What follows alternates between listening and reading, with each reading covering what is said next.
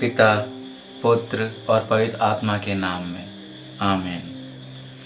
जय मसीह की सभी को। मैं आकाशदीप मरांडी और आज हम पाठ पढ़ेंगे 10 जुलाई गुरुवार का 14वां सामान्य सप्ताह, संत फिलिसिता और उसके 7 पुत्र। पहला पाठ उत्पत्ति अध्याय 44 पद संख्या 18 से 21 और पद संख्या 23 से 29, अध्याय 45 पद संख्या 1 से 5।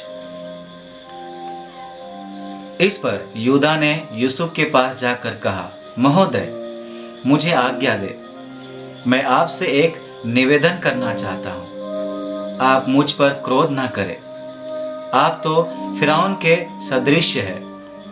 महोदय ने हम लोगों से यह प्रश्न किया था कि क्या तुम लोगों के पिता और भाई भी हैं? और हमने उत्तर दिया था, हम लोगों के एक वृद्ध पिताजी हैं और उनके एक किशोर पुत्र है जिसका जन्म उसकी वृद्धावस्था में हुआ है। उस लड़के का सगा भाई मर गया है, वो अपनी माता की एकमात्र जीवित संतान है और उसके पिता उसे प्यार करते हैं।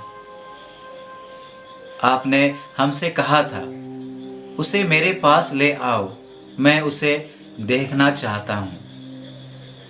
तब आपने हम अपने दासों से कहा, यदि तुम्हारा कनिष्ठ भाई तुम्हारे साथ नहीं आएगा तो तुम्हें मुझसे फिर मिलने की अनुमति नहीं मिलेगी। इसलिए हमने आपके दास अपने पिता के पास जाकर उन्हें ये बातें बताई।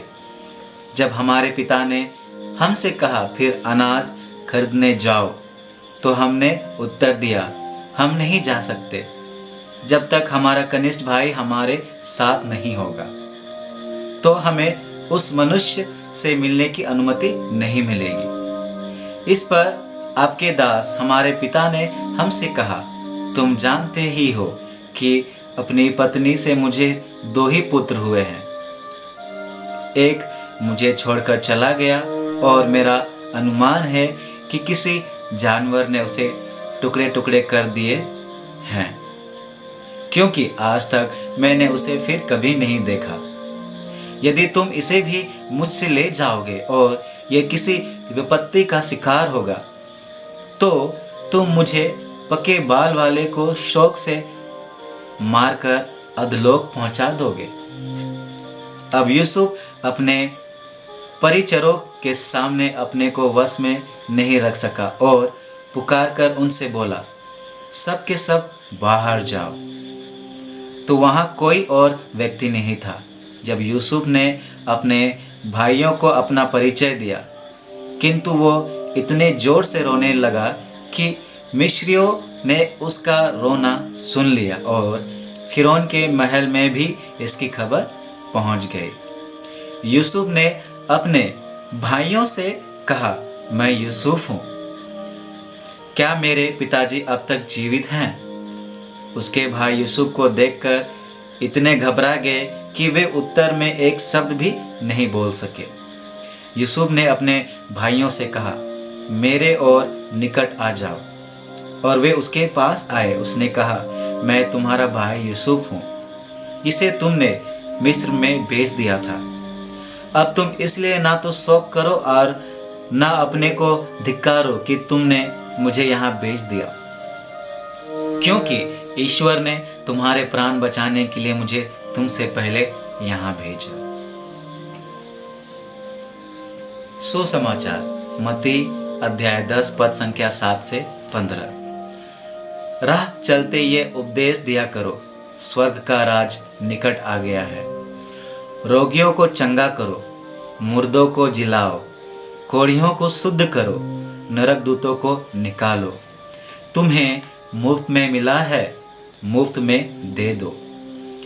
अपने फेंटे में सोना, चांदी या पैसा नहीं रखो।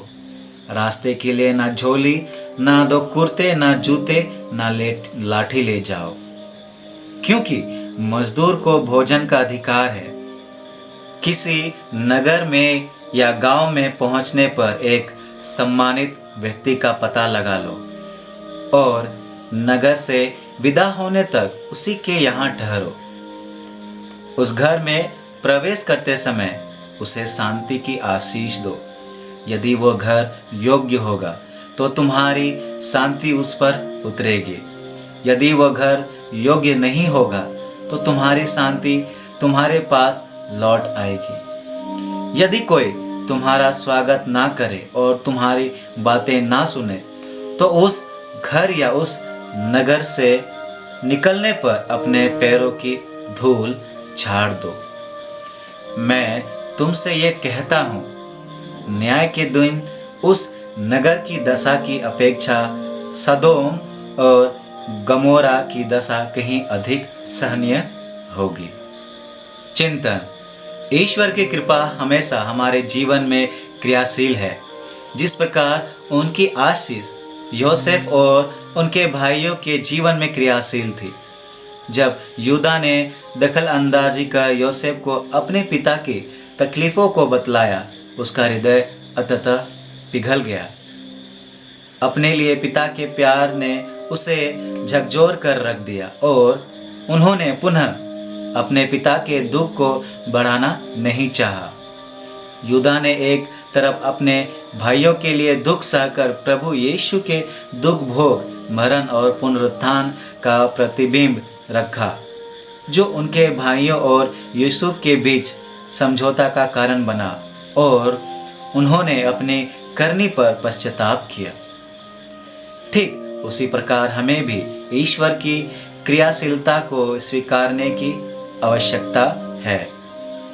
जब हम उन्हें स्वीकारते हैं, हम उनकी शांति पर आश्रित हो जाते हैं, जिसकी कामना आज यीशु अपने शिष्यों से करते हैं कि उन्हें जो कुछ मुफ्त में मिला है उसे मुफ्त में दे दे। अनुवाक्य।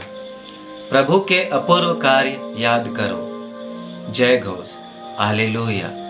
ईश्वर का राज्य निकट आ गया है। पश्चाताप करो और सुसमाचार में विश्वास करो। हालेलुया।